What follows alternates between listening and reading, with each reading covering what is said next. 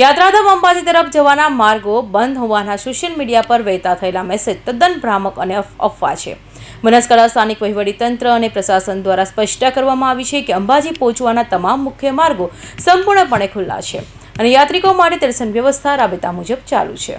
Social media પર અંબાજી તરફ જવાનો માર્ગ બંધ હોવા અંગે ફરી રહેલા મેસેજ તદ્દન ભ્રામક અને અફવા માત્ર હોવાનું વહીવટીતંત્ર દ્વારા સ્પષ્ટ કરવામાં આવ્યું છે. યાત્રાધામ અંબાજીને જોડતા તમામ મુખ્ય માર્ગો સંપૂર્ણપણે ખુલ્લા છે અને ભક્તો માટે માઈધામમાં દર્શન વ્યવસ્થા પણ રાબેતા મુજબ ચાલુ રાખવામાં આવી છે. સલામતીના ભાગરૂપે માત્ર ભારે માલવાહક વાહનો પર સમયપ્રદ પ્રતિબંધ મૂકવામાં આવ્યો છે, ત્યારે શ્રદ્ધાળુઓ માટે કાર, એસટી બસ અને અન્ય ખાનગી વાહનોની અવરજવર બિલકુલ સામાન્ય છે. હાલમાં અંબાજી મંદિરના રસ્તા, અંબાજી પહોંચવાના માર્ગો બાબતે સોશિયલ મીડિયામાં અને અલગ અલગ પ્રકારના સમાચારો, ફેક ન્યૂઝ ચાલી રહ્યા છે. મારી સૌ ભક્તોને, સૌ દર્શનાર્થીઓને વિનંતી છે કે અંબાજી યાત્રાધામ આવવા માટેના તમામ રસ્તાઓ ચાલુ છે. અંબાજી મંદિર પણ એને રાબેતા મુજબના સમય મુજબ ચાલુ છે.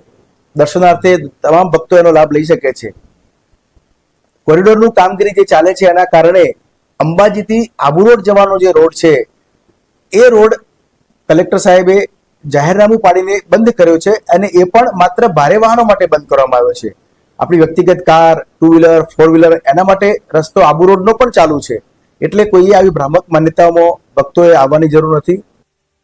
વન વિભાગ અને સ્થાનિક પ્રશાસન અંબાજી આવતા ભક્તોને આવી ખોટી અફવાઓથી દૂર રહેવા અને માત્ર સત્તાવાર માહિતી પર જ વિશ્વાસ રાખવા ખાસ અપીલ કરી છે.